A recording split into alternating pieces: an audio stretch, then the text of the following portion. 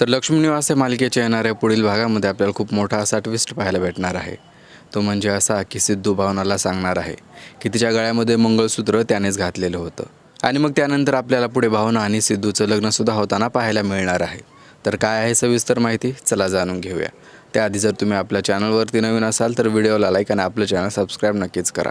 तर लक्ष्मी निवास ही मालिका प्रेक्षकांच्या आवडतीची मालिका बनलेली आहे। या मालिकेतील सर्वच कलाकारांनी आपल्या अभिनयाच्या जोरावरती प्रेक्षकांची मने जिंकलेली आहेत। त्याचबरोबर या मालिकेमध्ये येणारे ट्विस्ट हे प्रेक्षकांना प्रचंड आवडत असतात। तर सध्या या मालिकेमध्ये आपल्याला असं दाखवण्यात आलेलं आहे की भावनाच्या गळ्यामध्ये सिद्धूने मंगळसूत्र घातलेलं असतं, पण ते मंगळसूत्र कोणी घातलं हे भावनाला माहीत नसतं। पण भावनाने मात्र त्या मंगळसूत्राबद्दल कोणाला सांगितलेलं नसतं।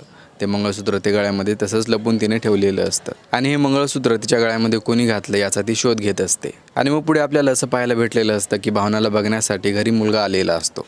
त्या मुलाला भावनासोबत लग्न करायचं असतं, पण भावना मात्र साफ त्याला नकार देते आणि भावना त्या मुलाला गळ्यातील मंगळसूत्र दाखवते। पण तेवढ्यातच त्या मुलाची आईच त्या लग्नाला नकार देते। ती म्हणते की या मुलीचं आधीच लग्न झालेलं आहे, मी मंदिरामध्ये हिच्या गळ्यात मंगळसूत्र पाहिलेलं होतं।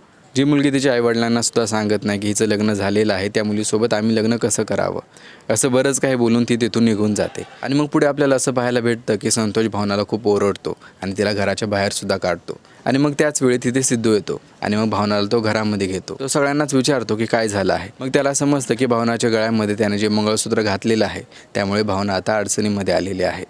आणि मग पुढे आपल्याला असं पाहायला भेटतं की सगळ्या गोष्टींना कंटाळून भावना घर सोडून निघून जाते आणि घर सोडून निघून जात असताना मध्येच भावनाचा अपघात होणार असतो। तेवढ्याच त्या ठिकाणी सिद्धू येऊन भावनाला वाचवतो।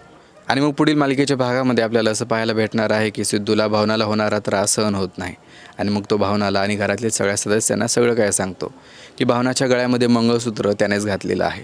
आणि या गोष्टीमुळे घरातील सदस्य त्याचप्रमाणे भावनासुद्धा खूप नाराज होते। सिद्धू मात्र सगळ्यांची माफी मागतो आणि घडलेला सगळा प्रकार तो सांगतो आणि याचबरोबर तो भावनाला हेही सांगतो की तोच गाडे पाटील आहे। आणि मग पुढील भागामध्ये आपल्याला असं पाहायला भेटतं की भावनाचा राग काही दिवसानंतर शांत झालेला असतो आणि मग सिद्धू आणि भावना एके ठिकाणी भेटण्याचं ठरवतात। दोघेही त्या ठिकाणी भेटतात आणि मग सिद्धू भावनाला लग्नासाठी विचारतो। भावनाच्या मनामध्ये गाडी पाटलांबद्दल खूप आदर असतो आणि प्रेमही असतं, त्यामुळे भावना लग्नाला होकार देते। आणि मग पुढे आपल्याला असं पाहायला भेटतं की दोघेही मंदिरामध्ये जाऊन लग्न करतात। भावनाच्या घरचे या लग्नामुळे खुश असतात कारण सिद्धूला ते आधीपासून खूप चांगल्या पद्धतीने ओळखत असतात, त्यांना सिद्धू आवडतही असतो। पण सिद्धूच्या घरचे, सिद्धूची आजी आणि सिद्धूची आई मात्र या लग्नामुळे खुश नसतात।